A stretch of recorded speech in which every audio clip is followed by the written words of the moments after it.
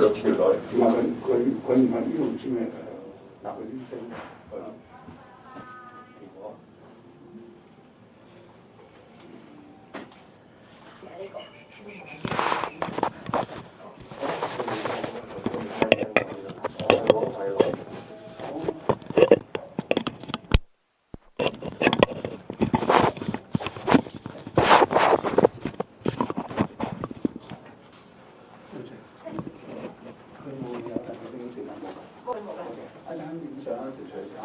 可以冇問題。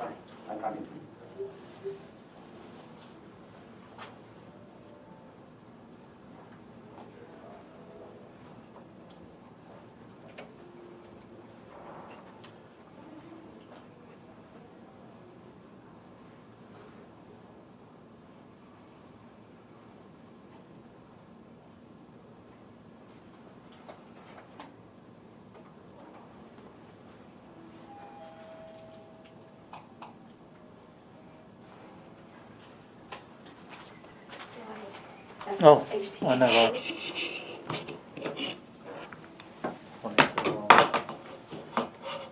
Try that one.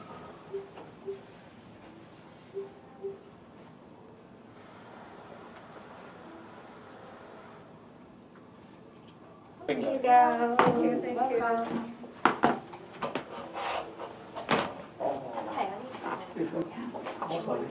Sure. Ali, do you want to stand here? Yeah. Good. Very good. 我睇緊啫，我照抄佢。好，iPhone first。會都得㗎，OK 嘅，唔阻嘅，好。OK。好，聽唔聽？好 ，perfect。好，呢度。Yes。One more。好，冇啊，好。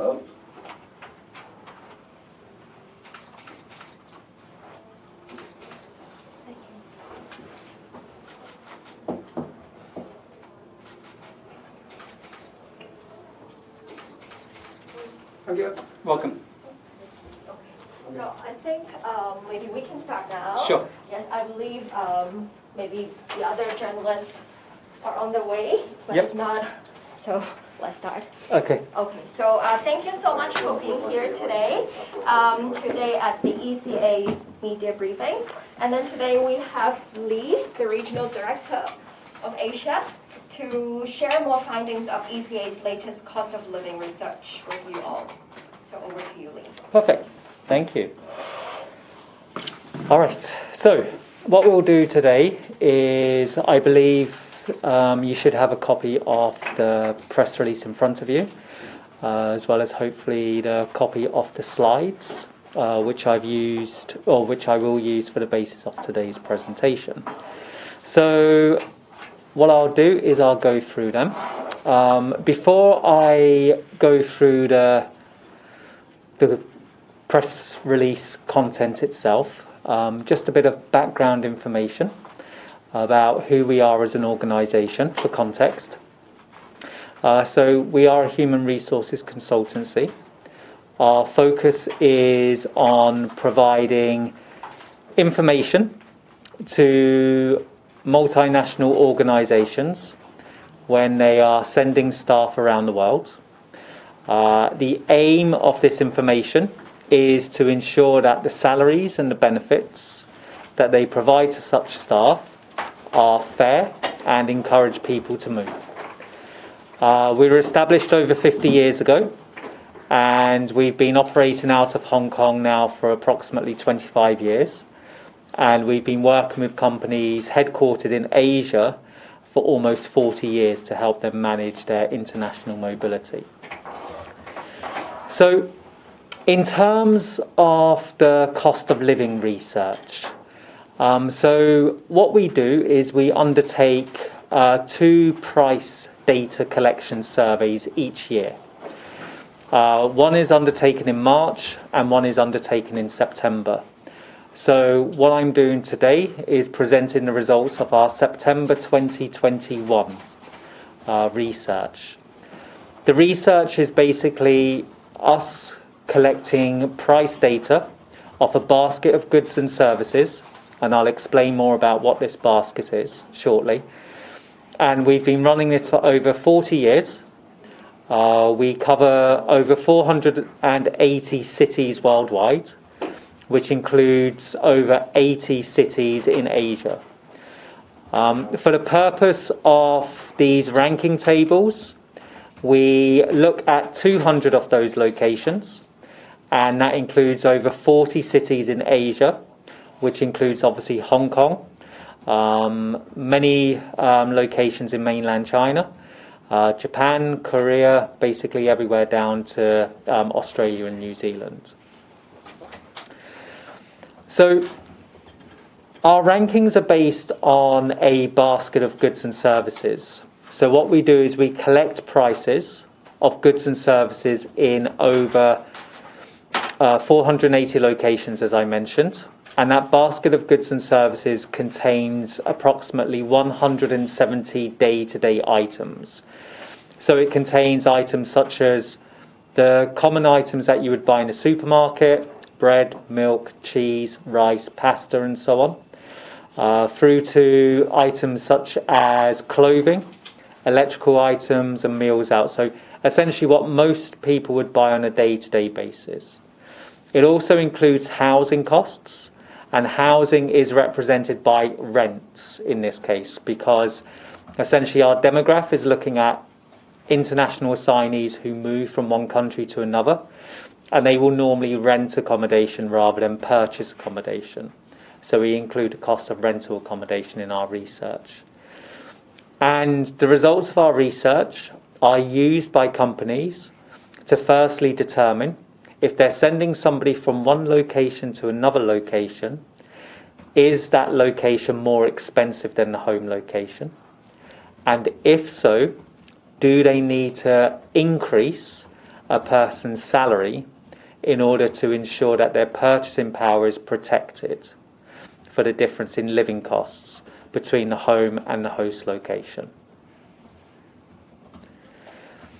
So in terms of the rankings, I'll present the results of these shortly, but essentially the rankings themselves were from one year to the next will be influenced by two things: prices and exchange rates. So a location's position in the rankings will be affected by prices. So for example, if we look at Hong Kong, if let's say for example when we compare this year with last year, if prices in Hong Kong stay the same in 2021 in comparison to 2020, but prices in locations which were previously below Hong Kong in the rankings go up, then obviously those locations will overtake Hong Kong and they will move up the rankings. But that doesn't mean that Hong Kong has become cheaper because it's fallen down the rankings. It just means that other locations have become more expensive, or they've increased their living costs at a faster rate. The other factor will be exchange rates. So for the purpose of our comparison for these rankings, what we do is we compare the prices in each country. We convert them into one currency. In this case, we convert them into US dollars. So obviously exchange rates will fluctuate from one year to the next. So therefore, again, a location may move in the rankings because of exchange rate changes. So again, using Hong Kong as an example. So let's say, for example, if Hong Kong was ranked number 1 last year, and let's say Tokyo was ranked number 2. And both locations, there was no change in prices. Hong Kong, our basket of goods between 2020 and 2021, there was no change. And in Japan, there was no change in the basket of goods in Japanese yen. But let's say, for example, if the Japanese yen strengthened, if it became stronger over the course of 1 year, then when we convert those Japanese yen prices into US dollars, they'll obviously be more expensive. So therefore, the impact of exchange rates will cause locations to increase and fall in our rankings as well. So with that background, let's explain a little bit more about the results. So basically, in terms of the results, some key highlights to share with you. First and foremost, when we did our research and when we published the results of our research in September 2020, Hong Kong was ranked as being the most expensive location worldwide out of those 200 locations in our ranking list. And in September 2021, it's retained that place. So it is still the most expensive location both in Asia and worldwide. Secondly, half of the top 10 most expensive locations are in Asia. So that includes Hong Kong, Tokyo, Seoul, Shanghai, and Guangzhou, also in mainland China. So half of the top 10 locations are in Asia, and that's an increase in comparison to last year.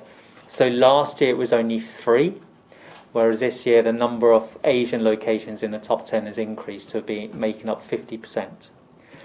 In addition to that, 3 of the 10 most expensive cities are in China. So obviously Hong Kong, Shanghai and Guangzhou, 3 locations in Greater China, all within the top 10 in terms of our rankings. And a couple of other things that we noted in terms of highlights. Firstly, inflation has picked up. So as the global economy has recovered from the impact of the COVID-19 pandemic, as economies have opened up, we've seen inflation prices increase at a much faster rate than in previous years. So looking at the 200 cities that we rank last year, the rate of inflation, the median rate of inflation across all locations was 1%. So very little change in prices between 2019 and 2020. However, this year, that median rate of price increase globally is now 3%. So that's a significant increase in the rate of inflation. And the reason for this is there are several reasons for this. First and foremost, there's the increase in oil prices. So oil is obviously a major cost for most people. It's a factor of production, and obviously for those of us who drive or take public transport, it influences the cost of that through the cost of fuel that obviously powers that transport. So at the outset of the COVID-19 pandemic, there was a significant fall in oil prices last year. And as they've recovered, that's obviously caused inflation to increase. We've also seen a reopening of economies. So as economies have opened up, people go out more, they spend more, for example. So that's caused an increase in demand for things such as meals out and services, and that's fed through to inflation. We've also seen an increase in other costs. For example, shipping costs. So the cost of shipping goods and services, for example, from Asia to America, Asia to Europe, has increased significantly in the past 6 months. So because of that, if shipping costs are increasing, that means that retailers, when they are selling these items, when they're putting them on their supermarket shelves, they have to charge more. So these are all causing that increase in inflation from a median of 1% last year to a median of 3% this year.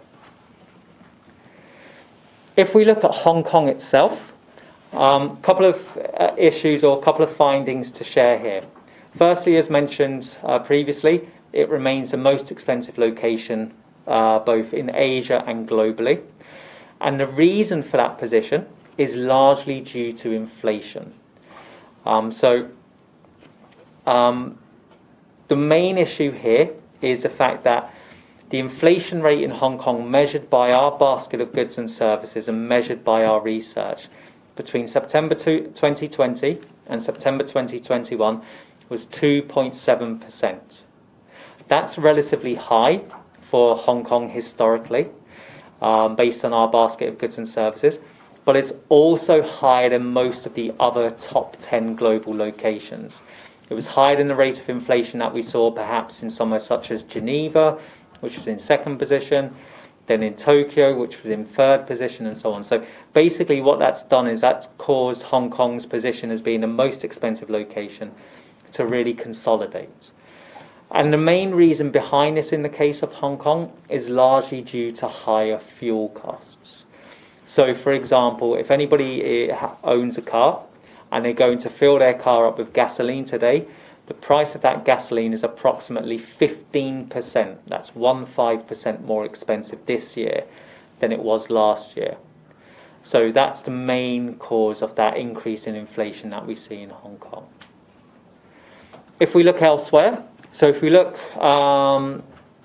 closest first, if we look at Greater China, so if we look at our locations here, the most expensive city that we include in our rankings is Shanghai, which is probably unsurprising to everybody here. The cheapest location out of the locations that we include is Tianjin. And again, if we look at our 2020 to 2021 trends, all mainland Chinese cities that we cover rose in the rankings. Shanghai rose, Guangzhou rose, Shenzhen, Beijing, Tianjin, and so on and so forth. They all rose. And there's a reason for this. Well, there are rather two reasons for this. The first reason is the stronger Renminbi. So the Renminbi has strengthened against most major currencies, the Hong Kong dollar, the US dollar, and the euro, over the course of the last 12 months. So that means that because of that strengthening currency, when we convert those Renminbi prices into something like the US dollar, they're much more expensive this year than they were last year. So that causes Chinese locations to overtake in the rankings. And the other issue here is high rates of inflation. So we've seen high rates of inflation in many locations in mainland China.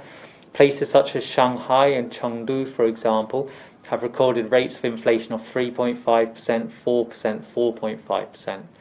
This is on the back of similar things that I mentioned about Hong Kong, higher fuel costs, but also in the case of mainland Chinese cities, we've also seen higher costs of accommodation over the course of the last 12 months as well. So that's also contributed to the rise in these locations up our rankings. Elsewhere, if we look at in Taiwan, we can see that locations here have also risen in the rankings. So for example, Taipei, which is the most expensive city in Taiwan itself, that's entered the top 20 for the first time, and it's risen from 25th position to 19th. And unlike Hong Kong and mainland China, where one of the reasons has been due to inflation, that's not the case in Taiwan. Inflation has remained relatively low in Taiwan, and the main reason here has been due to the relative strength of the Taiwanese dollar against other major currencies over the course of the past 12 months. So once again, that means that when we convert those prices which are originally in Taiwanese dollars, they're largely unchanged in comparison to 2020. But because when we convert them into US dollars, they're obviously stronger, they buy more US dollars. That causes these locations in Taiwan to go up in our rankings. Moving on, if we look elsewhere in the region. So although locations in Greater China, Hong Kong, mainland China and Taiwan generally rose in our rankings, actually, of those 40 Asian locations that we include, the majority of them actually fell. One of the reasons for this is the fact that inflation in many of these locations was actually lower than the worldwide average. Places such as Philippines, Thailand and Vietnam actually saw lower rates of inflation in comparison to the global median because they've been impacted by the COVID-19. So if we look, for example, at Thailand and Vietnam, one of the reasons for their falls has been due to relatively low rates of inflation because accommodation costs have actually fallen between 2020 and 2021. In the case of Bangkok, for example, a big amount of the demand for accommodation there comes from tourists and travellers. Because of COVID-19, they haven't been able to enter the country, and so that's reduced demand, and therefore people have had to accept lower rents for their accommodation. And the other reason there is a weaker currency, particularly in the case of Thailand as well. Hong Kong's most regular or historical traditional competitor being Singapore, that's risen in our rankings, just like locations that I mentioned before, Taiwan, mainland China. And that was a 2-place rise. And the main reason for the rise in our rankings in that case was a rise due to above average rates of inflation. So while we saw 3% globally, in the case of Singapore we saw above 3%, somewhere closer to 3.5% over the course of the 12 months between 2020 and 2021. And the reasoning for that was largely due to, again, like Hong Kong, an increase in gasoline or petrol prices, but also an increase in accommodation costs as well. And then finally, a strengthening Singapore dollar. So the Singapore dollar has strengthened against many major currencies over the course of the last 12 months. If we look at those top 10 locations, which you can see the ranking tables at the back of the press release there, you can see that Seoul is also within the top 10. And inflation in Seoul has been the highest of all of those top 10 locations, from Hong Kong down to Shanghai and Guangzhou.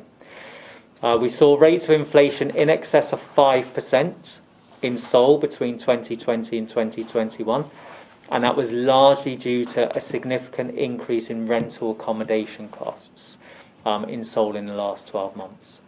And as I mentioned, fuel price rises have had the biggest impact on inflation in the region. And that rate of increase varies across the region.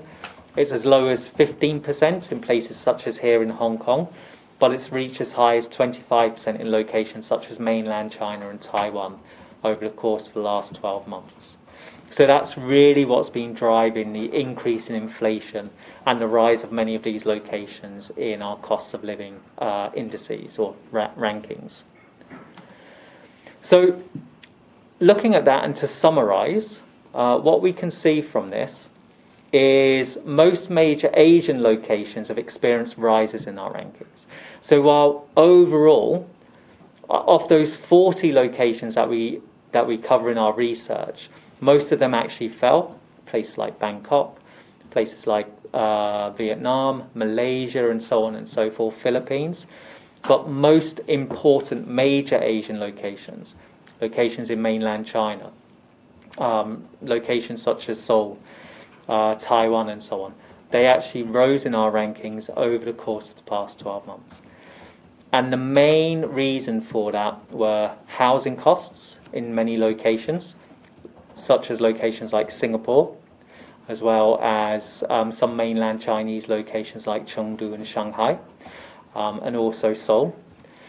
In the case of Hong Kong, Hong Kong's rate of inflation was high in comparison to its historic average. It was around 2.7% based on our research, but lower than the global average.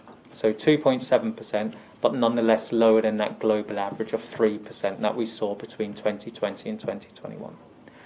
But looking ahead to the next year, the forecast is quite uncertain. It's difficult to say whether or not Hong Kong will remain as the most expensive location next year, whether it will be overtaken by locations which are currently ranked just below it, such as Geneva in Switzerland, or even Tokyo. And the reason for that is because there's still a lot of uncertainty about what's going to happen with the year ahead. There's the risk that many locations may return back into lockdown owing to new COVID-19 variants, particularly the Omicron variant which we see. So while lots of locations, particularly in Asia, have performed well over the course of the last 12 months in terms of their vaccination rates and their reopening of their economies, whether the Omicron causes them to take a step back, require people to work from home once again, which will have an impact on obviously the economies in many locations. That obviously may have an impact again on inflation, that may have an impact on currency, which may lead to a certain degree of volatility. But also there's some long-term inflationary pressure that we see.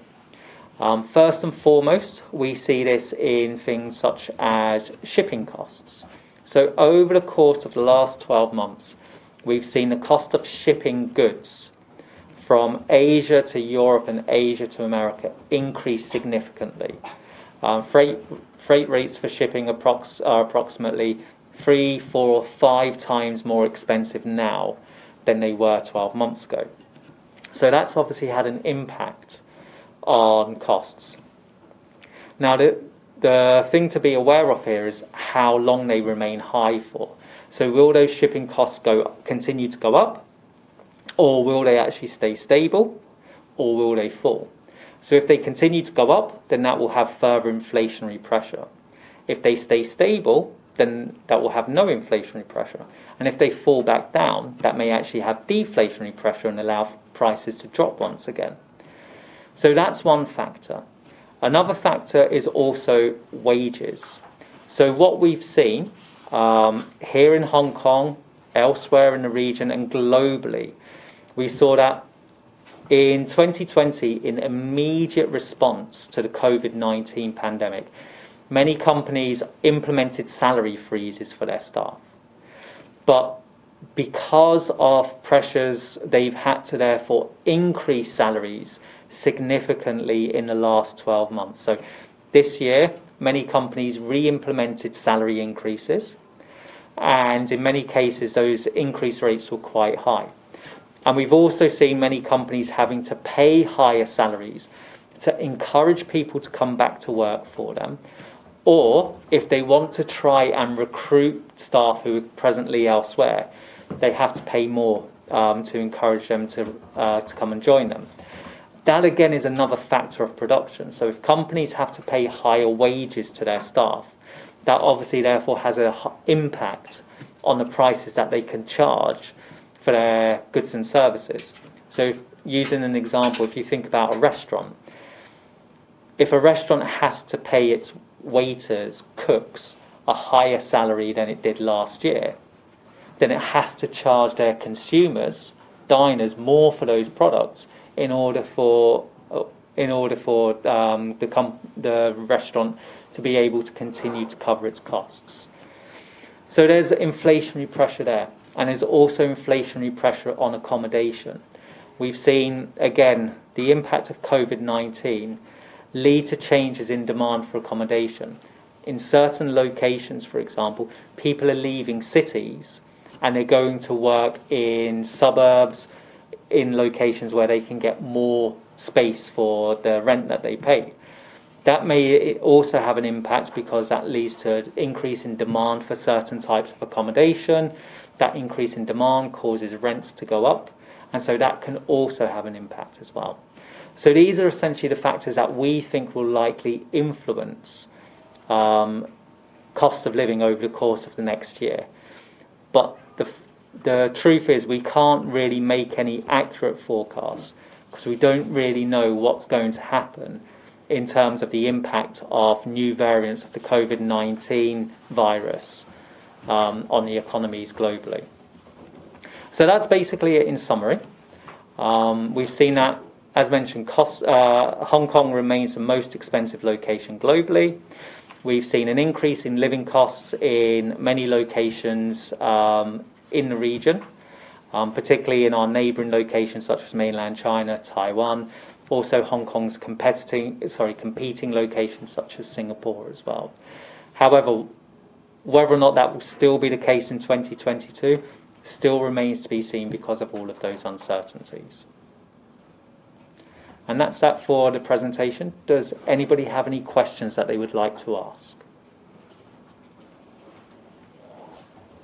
Lee, you mentioned that, Bill Cox, Epoch Times, you mentioned that fuel has been a big factor, particularly for Hong Kong. What are the other factors that have pushed up their consolidation of position? In Hong Kong? In Hong Kong. So historically we would see rents, accommodation costs being a big factor. But that's actually not been the case in Hong Kong. Over the course of the past 12 months, rental rents have actually stabilised in comparison to the previous year. So what we've actually seen in terms of Hong Kong, the factors that are really driving that increase, in addition to fuel costs, are largely costs associated with meals out, as well as certain other items such as electrical goods. Those are the two major item categories where we've seen an increase in costs over the course of the last 12 months. So what about consumer goods? Not really affecting it? Not really affecting. So consumer goods, we include electrical items in consumer goods, but things such as your day-to-day basics that you see in a supermarket, we haven't really seen a significant impact or significant increase in costs based on our basket of goods. So that's food? Yes. Food. Yeah. Okay, good, thanks. You're welcome. Any other questions?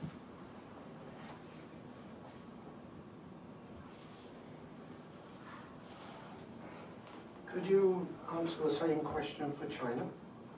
So for China, what we've seen here is, again, fuel is the biggest driver, and the impact of other items will vary from city to city. So in the case of Chengdu, for example, we've seen a significant increase in that city's ranking over the course of the last 12 months. In fact, previously, out of all of the mainland Chinese cities that we surveyed, it was the cheapest. And now it's actually overtaken Tianjin, for example. And the reason for that has been due to a relatively high rate of increase of accommodation costs. So we've seen rental inflation there of around 10% between 2020 and 2021. Likewise, in Shanghai, we've seen relatively high rates of increase there. Again, because of, in addition to fuel prices, we've seen high rates of rental growth there. So those are really the two main factors in mainland Chinese cities. And Taiwan? Dropping off? So Taiwan, what we've seen here is it's largely, we haven't really seen much in the way of inflation. So most items there remain relatively stable in terms of their prices. That's possibly influenced by the fact that Taiwan has a very domestic-focused economy. So most goods and services that are commonly on supermarket shelves or in restaurants are locally produced. So they're not affected by high import costs, for example. So the reason why Taiwan has actually risen has actually been due to the strength of the Taiwanese dollar. That's actually strengthened over the course of the last 12 months because the Taiwanese economy has proven to be quite resilient in the face of COVID-19. Because of the items that it produces, particularly manufactured high-tech goods, there's been a large amount of demand for them. So obviously there's been a large amount of demand for the currency as people are obviously buying the items that are commonly produced in Taiwan. Thank you. You're welcome. Okay. Well, if there are no further questions or... Sorry, yes. I have a question. Sure. I'm not sure, do you have this kind of data? Do you have some examples showing different kinds of goods comparing to, for example, Hong Kong to other cities? Do you have this kind of, for example, 1 liter of petrol? Yes. How much in Hong Kong and how much in maybe Singapore or maybe in Shanghai? We do indeed. That information can be shared with you after today's session. Unfortunately, we were a little bit late getting it prepared, but we will be able to send it to you afterwards. Okay. Thank you. You're welcome. I want to ask a question because nowadays the different locations have different quarantine policy. Yes. So would this factor also influence the ranking based on No, because this is looking at the cost of goods and services. Quarantine is not going to have an influence on the cost of goods and services. Okay. So what about COVID? How do you see that as being an influencer over the last year? So it's had different influences in different ways. So obviously we've seen an impact in terms of how it immediately impacted the oil price, for example. So we saw, because of the significant impact that it had on people's mobility. So at the outset, of COVID, for example, everybody was staying at home. So that reduced demand for gasoline. Nobody was taking car trips, fewer people were taking public transportation and so on. So that led to a significant fall in demand for oil. That in turn led to a fall in prices of oil. But obviously, as we've seen demand increase, so as we've seen more goods and services getting shipped, for example, from consumer goods getting shipped from Asia to America, Asia to Europe, that's led to an increase in demand for fuel for shipping. We've then seen, as economies have reopened, we've also then seen people therefore driving more or taking more transport once again. So once again, that leads to an increase in demand in comparison to 12 months ago. And as demand increases, so too does price. So that's had the biggest impact. In terms of the next 12 months, the issue is we don't know, because we don't really know how countries or how the world in general is going to respond to how the COVID-19 pandemic evolves over the course of the next 12 months. For example, as I mentioned, we have the Omicron variant. Now, the Omicron variant could prove to be good news, or it could prove to be bad news in terms of the fact that if it becomes much more transmissible than the current Delta the Delta variation, and current vaccines are less effective against it, then that's probably going to cause a return to the level of lockdowns that we saw back in 2020. And so the issue is we don't really know how it's going to pan out. We don't know whether or not it is going to be much more transmissible and it's going to lead to a greater rate of lockdowns, or it's going to be more transmissible but also much weaker, which causes therefore people to be able to open up once more, because they see that let's just open up, let's allow a much weaker, much more transmissible version of the virus to allow our economy to recover much more. So because of this, we have that level of uncertainty, which makes it very difficult for us to see, well, what's actually going to happen over the course of the next 12 months. What about supply chain disruptions? So again, it really will depend. We've seen supply chains have been quite resilient over the course of the last 18 months. They've coped pretty well. I mean, as a consumer, most of us have been able to buy most of the goods and services that we would commonly buy. So it hasn't had a significant impact on us. And people or organisations have been able to put in contingency plans. I think they're much better prepared now than they were 24 months ago. So I think if we do have a worsening of the COVID-19 situation with the Omicron variant, I still think that supply chains will be much more resilient, and it will have less of an impact in 2022, for example, than the outbreak had in 2020. Okay? You're welcome. All right?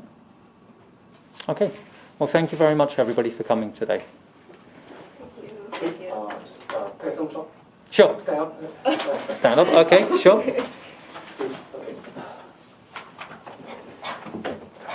Okay. Mask on, mask off. Mask off. Off. Thank you. I can breathe. Finally free.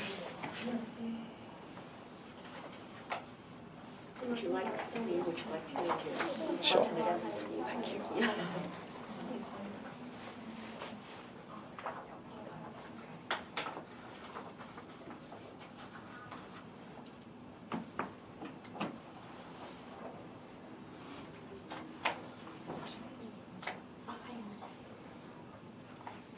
Okay. Do you mind staying No problem. Where would you like me to stand? This side? To the logo, yeah. Yep.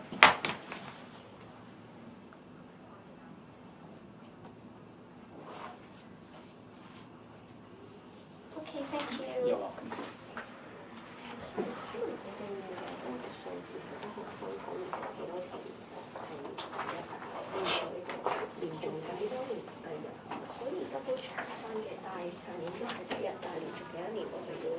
以問一問嘅。係，同埋至於你哋頭先講個嗰個圖像啊嗰樣嘢咧，我可以俾翻你嘅。可唔可以？我都會。Thank you very much. Let me give you. Yes. From your study, you were saying that